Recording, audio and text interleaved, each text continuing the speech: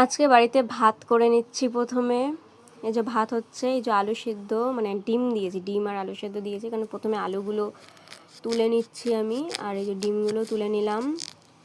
ডিমগুলো এবার ছাড়িয়ে তারপরে যে দেখো সব ডিমগুলো কেটে নিচ্ছি।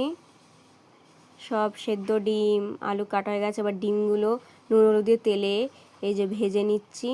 দেখো আমি অর্ধেক অর্ধেক করে কেটেছি, মানে করেছি তো সেই কারণে। এই যে আলুগুলো ভেজে নিচ্ছি। আলুগুলো ভেজে নেওয়া হয়ে গেছে। তারপরে যে আলু এখানে মশলা কষিয়ে আলুগুলো দিয়ে দিয়েছি। তারপর হয়ে যাওয়ার পর দেখো ডিমের তরকারিটা হয়ে যাওয়ার পর এরকম হয়েছে। এবার দেখো একটা প্লেটে ভাত বার করে তারপর হচ্ছে এই যে বাটা পটল ভাজা দিয়ে খাচ্ছি। এটা হচ্ছে একটা বাটা, এটা কাঁকরোল বাটা।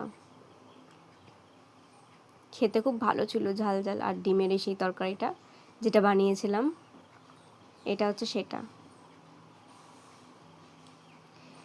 খেয়ে নিই এবার আমি। দুপুরের খাবার এটাই আমার আজকে।